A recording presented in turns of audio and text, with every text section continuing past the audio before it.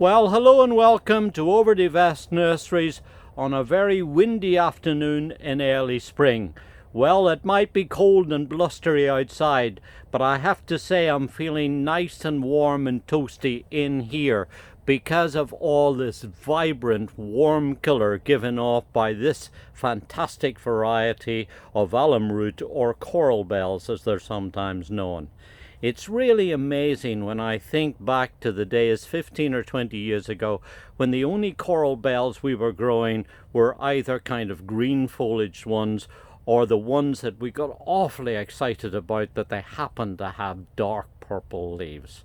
Well, fast forward till today and the brilliant, talented work of plant breeders to bring us these fantastic varieties with all of this colorful foliage. Now for me, of course, if you've been watching any of our other videos, you'll see that I'm a big advocate of plants with variegated or colored foliage. I love the fact that they're basically beaming out color anytime the plant has leaves on it, and you don't have to worry about the fickleness of flowers in a frosty morning or a windy, wet day. On the other hand, anytime these plants have foliage on them, you can look forward to lots of glorious colored foliage. And this particular variety here, which is called Heuchera Rio, named after the vibrant city that really gives it a very appropriate name, is one good example of a fantastic variety that has got multiple uses in our gardens today. Now you could use this at the fronts of beds and borders. You could plant it either singly if you've only got a small space, or better still, kind of like they are here, put them in a nice big bold drift. You could use them as edgers for alongside paths and driveways, and perhaps even setting off the fronts of beds and borders where you might have taller shrubs or even taller growing perennials in the background. But if one of the uses that I really like for these is to use them in containers. Now this is the sort of thing that you could pop into a window box, or perhaps also just use it to put in a pot to put by the front door, and hey presto, with all of these colorful leaves, you've immediately got foliage color that's going to brighten up the whole scene. And if you do get a little bit of blustery weather conditions, really doesn't matter that much because it's got all of this vibrant colored foliage. Now as I zoom in here, you'll see that this particular variety also flowers. It has these dainty little white flower spikes on red stems that rise up prominently above the crowns, and outdoors this would probably start to happen in the late spring, earlier part of the summer. This is a variety that grows to about 12 inches or 14 inches or so high, will spread out maybe a little less than that when I think about it. Might be more like 10 to 12 inches, maybe then out to about 12 or 14 inches wide, and when it's flowering it will take you up to about 20 inches or so with these flowering spikes. But really, dainty and nice as the flowers are, it's really this vibrant colored foliage that it's grown for.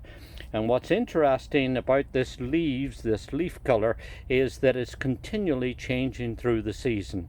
In springtime, when it comes out first, it has this kind of bright peach color, and when you look at the reverse of the leaves, I think you can see what an attractive plant this makes, even if the wind does kind of ruffle it a little bit.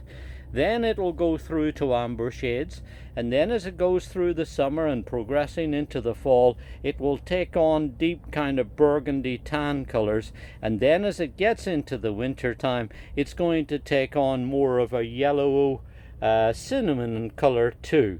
So it's always changing through the seasons, and that's one of the things that I really like about these extremely hardy native varieties, because these have been bred from Native American species.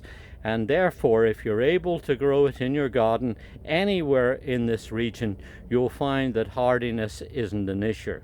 But soil conditions is. The last thing these plants want is a heavy clay.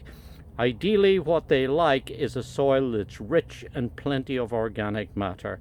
a nice kind of loose fluffy soil is ideal. So it's worth, when you plant these, taking your time and working in plenty of organic matter, digging a good sized hole, making sure not to plant them too deep, and then watering them well until they get established, and perhaps even putting down a little bit of a mulch around them too. That will really help to get them established and growing, and of course then it will make lots of this luxuriant growth, which will add even more color to the plant. Outside of that, they really don't need much more maintenance. You might find in springtime, just before the new growth begins, that you'd have to go through and trim away some of the remains of the old leaves from last year. It'll then regrow out from the ground and then in no time at all show up.